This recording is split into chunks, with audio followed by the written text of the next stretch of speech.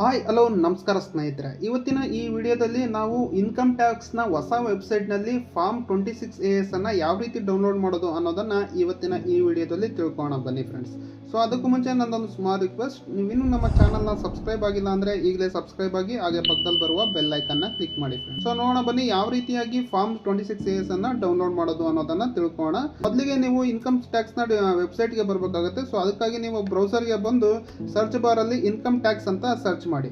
So income tax ಅಂತ search ಮಾಡಿದ ನಂತರ ನೋಡ್ಬೋದು ನಿಮಗೆ ಈ ರೀತಿಯಾಗಿ ಕೆಲವು ಆಪ್ಷನ್ಸ್ಗಳು ಕಾಣುತ್ತೆ. ನಿಮಗೆ ಇಲ್ಲಿ ಹೋಮ್ ಇನ್ಕಮ್ ಟ್ಯಾಕ್ಸ್ ಡಿಪಾರ್ಟ್ಮೆಂಟ್ ಅಂತ ಒಂದು ಆಪ್ಷನ್ಸ್ ಇದೆ. ಸೊ ಅದ್ರ ಮೇಲೆ ಕ್ಲಿಕ್ ಮಾಡ್ಕೊಳ್ಳಿ.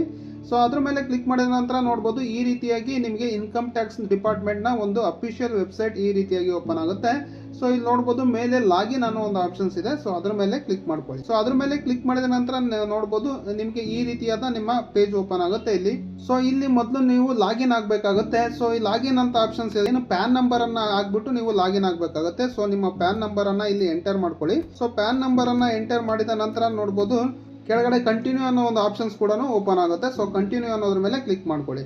ಸೊ ಕಂಟಿನ್ಯೂ ಅಂತ ಕ್ಲಿಕ್ ಮಾಡಿದ ನಂತರ ನೋಡ್ಬೋದು ಇಲ್ಲಿ please confirm your secure access message display above ಅಂತ ಕೇಳ್ತಾ ಇದೆ. ಸೊ ಈ ಟಿಕ್ ಅನ್ನ ಮಾಡ್ಕೊಬೇಕಾಗುತ್ತೆ. ಸೊ ಅದಾದ ನಂತರ ಇಲ್ಲಿ ನಿಮ್ಮ ಪಾಸ್ವರ್ಡ್ ಅನ್ನ ನೀವು ಎಂಟರ್ ಮಾಡಬೇಕಾಗುತ್ತೆ. ಸೊ ನಿಮ್ಮ ಪಾಸ್ವರ್ಡ್ ಅನ್ನ ಎಂಟರ್ ಮಾಡಿ ಕೆಳಗಡೆ ಕಂಟಿನ್ಯೂ ಅಂತ ಕೊಡಬೇಕಾಗುತ್ತೆ. ಸೊ ಮೊದಲೇದಾಗಿ ನೀವು ಇನ್ನು ಫಸ್ಟ್ ಟೈಮ್ ಏನೋ ಇನ್ಕಮ್ ಟ್ಯಾಕ್ಸ್ ನ ಈ ವೆಬ್ಸೈಟ್ ಗೆ ಬಂದ್ರೆ ಮೊದಲು ರಿಜಿಸ್ಟರ್ ಆಗಬೇಕಾಗುತ್ತೆ.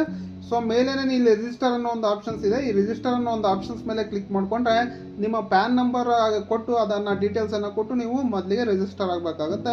ರಿಜಿಸ್ಟರ್ ಆದ ನಂತರ ಈ ರೀತಿ ಲಾಗಿನ್ ಆಗಬೇಕಾಗುತ್ತೆ. ಸೊ ಇಲ್ಲಿ ಕಂಟಿನ್ಯೂ ಅನ್ನೋದ್ರ ಮೇಲೆ ಕ್ಲಿಕ್ ಮಾಡ್ಕೋಣ. ಸೊ ಕಂಟಿನ್ಯೂ ಅಂತ ಕ್ಲಿಕ್ ಮಾಡಿದ ನಂತರ ಈ ರೀತಿಯಾಗಿ ಪೇಜ್ ಓಪನ್ ಆಗುತ್ತೆ. ಇಲ್ಲಿ ನೋಡಬಹುದು ಮೇಲೆ ಇ ಫಿಲ್ಲಿಂಗ್ ಅಂತ ಆಪ್ಷನ್ಸ್ ಇದೆ. ಸೊ ಇ ಫಿಲ್ಲಿಂಗ್ ಅನ್ನೋ ಒಂದು ಆಪ್ಷನ್ಸ್ ಮೇಲೆ ನೀವು ಕರ್ಸರ್ ನ ತಂದೋದ್ರೆ ಅಲ್ಲಿ ಕೆಲವು ಆಪ್ಷನ್ಸ್ ಬರುತ್ತೆ. ಇಲ್ಲಿ ನೋಡಬಹುದು ಇನ್ಕಮ್ ಟ್ಯಾಕ್ಸ್ ರಿಟರ್ನ್ಸ್ ಅಂತ ಇದೆ. ಸೊ ಅದ್ರ ಮೇಲೆ ಹೋದ್ರೆ ಮತ್ತೆ ಒಂದು ಕೆಲವು ಆಪ್ಷನ್ಸ್ ಗಳು ಬರುತ್ತೆ ಸೈಡ್ ಅಲ್ಲಿ. ಇಲ್ಲಿ ನೋಡಬಹುದು ಫಾರ್ಮ್ 26AS ಅಂತ ಇದೆ. ಸೊ ಫಾರ್ಮ್ 26AS ಅನ್ನೋದ್ರ ಮೇಲೆ ಕ್ಲಿಕ್ ಮಾಡ್ಕೊಳ್ಳಿ. ಸೊ ಅದಾದ ನಂತರ ಈ ರೀತಿ ಒಂದು ಪಾಪಪ್ ಡಿಸ್ಕ್ಲೈಮರ್ ಬರುತ್ತೆ. ಇಲ್ಲಿ ಕನ್ಫರ್ಮ್ ಅನ್ನೋದ್ರ ಮೇಲೆ ಕ್ಲಿಕ್ ಮಾಡ್ಕೊಳ್ಳಿ. ಕನ್ಫರ್ಮ್ ಅಂತ ಕ್ಲಿಕ್ ಮಾಡಿದ ನಂತರ ನೋಡಬಹುದು ನೆಕ್ಸ್ಟ್ ನಿಮಗೆ ಈ ರೀತಿಯಾಗಿ ನಿಮ್ಮ ಪೇಜ್ ಓಪನ್ ಆಗುತ್ತೆ. ಇಲ್ಲಿ ನೆಕ್ಸ್ಟ್ ಈ ರೀತಿಯಾದ ಇನ್ನೊಂದು ಅಟೆನ್ಷನ್ ಟ್ಯಾಕ್ಸ್ ಪ್ಲೇಯರ್ ಅನ್ನೋ ಒಂದು ಪಾಪಪ್ ಕೂಡ ಬರುತ್ತೆ.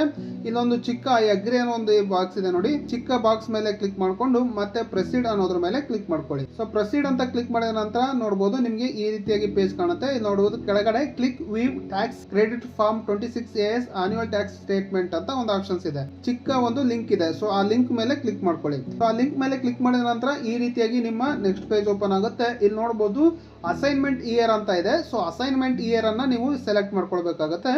ಅದಾದ ನಂತರ ನೋಡಬಹುದು ವೀವ್ ಆಸ್ ಅನ್ನೋದನ್ನ ಇದೆ. ಇಲ್ಲಿ HTML ಅನ್ನೋದನ್ನ ಸೆಲೆಕ್ಟ್ ಮಾಡ್ಕೊಳ್ಳಿ.